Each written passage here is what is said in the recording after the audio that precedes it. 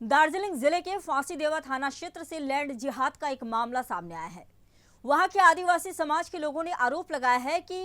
आदिवासी पुरुषों की गैर मौजूदगी का फायदा उठाकर सुनियोजित तरीके से उन पर हमला किया गया। परिवार का कहना है कि यह हमला महज निजी रंजिश या सिर्फ जमीन विवाद को लेकर नहीं था, बल्कि आदिवासी परिवारों को डराकर, आतंकित कर और इलाके से भगाकर घर और जमीन पर कब्जा करने की एक सोची समझी साजिश थी। परिजनों ने आरोप लगाया है कि 23 दिसंबर 2025 को एमडी कादिर जिहादी नाम के युवक और उनके साथियों ने आदिवासी महिलाओं के साथ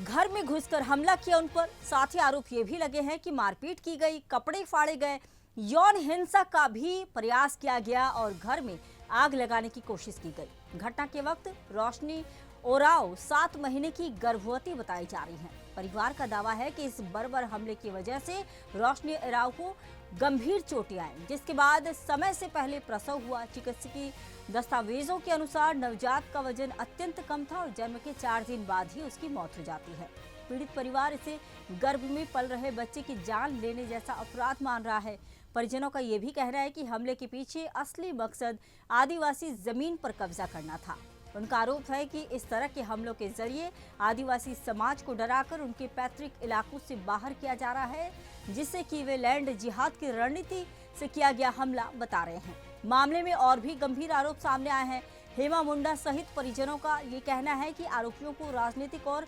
प्रशासनिक संरक्षण प्राप्त है। पंचायत और भूमि एवं भूमि सुधार विभाग BLRO की भूमिका पर भी सवाल उठाए गए हैं। सबसे चौंकाने वाली बात यह है कि रोशनी मुंडा और हेमा मुंडा सहित 4 आदिवासी लोग पिछले 15 दिनों से जेल में हैं, जबकि मुख्य आरोपी एमडी कादिर जो कि जिहादी, वो कथित तौर पर अभी तक पुलिस की पकड़ से बाहर है। सिविक पुलिस से जुड़ा रहा है वो, साथ ही अब तक गिरफ्तारी उसकी नहीं हुई है। पीड़ित परिवार और स्थानीय लोगों ने नवजात की मौत की न्यायिक जांच, आगजनी और यौन हिंसा के प्रयास की धाराओं में सख्त कार्रवाई, निर्दोष आदिवासी महिलाओं की तत्काल रिहाई और साथ ही मुख्य आरोपी को कड़ी से कड़ी सजा देने की मांग की है। परिजनों का कहना है कि अगर ऐसे मामलों में सख्त और निष्पक्ष कार्रवाई नहीं हुई तो ये आदिवासी समाज की सुरक्षा, उनके संवैधानिक अधिकारों और जमीन के अधिकार पर सीधा खतरा बन जाएगा। ये मामला अब सिर्फ एक परिवार का नहीं, बल्कि इस सवाल की भी परीक्षा है कि क्या कानून व्यवस्था कथित लैंड जिहाद जैसे आरोपों पर निष्पक्ष और पारदर्शी कार्रवाई कर पाएगी।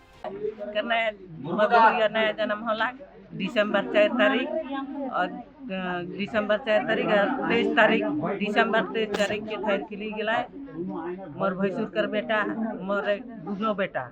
मोर दवार लगे दुयो बेटा दवार लगेला और मोर सूरज का बाबा भी लेके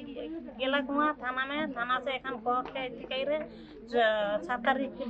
तारीख में बोल रहे जे 7 तारीख में देबू कहला, 7 तारीख में नहीं हल्ला पेल एखन कहते 21 तारीख के बाद कह रहे और देख दुर्घटना हुई गेला एखन कहते आइस नहीं तन काइल देवी इथी के और बेल हबान उसन कहते और काटी कन हमने भी हेले मांगती हमने आश्रम बाटा से हमने की भी हेले दवा तो हमने भी ओके हमने चाहती सब कोई के हमने दवा ओहे के मांगत मोर नाती छुआ कर 1 महीना 8 दिन होला आज लग हमारा छुआ मन एखन सूरज भी एखन घरे है कल ना समय नहीं जाए है एहे घटना से नहीं दे के नहीं पुगा रही होला ई बार तो छुआ भी कहते नहीं रहबू हमने इया एहे बटे पाड़बू कहते और हेले माने काटी कोन हमने के हेले मांगो हेले दवा कोनो नहीं से साइजो माइजो करके उठा के दवा ईसन घटना के जानली ई बार पारतम छुआ है के ओहो छुआ भी नष्ट होला ओहो छोना कर चाड़े मारामारी करलन और उ दिन भी तो मैं नहीं रहन सालबड़ी गए रहा मोर बेटा कर थी आने के रिजल्ट होने के लिए तने आपका बेटा कौन से कल्याण आश्रम की कौन सी इसमें पढ़े? हाँ, कल्याण आश्रम में सालबाड़ी में पढ़ते? सालबाड़ी हाई स्कूल और कल सूरज मुंडा है के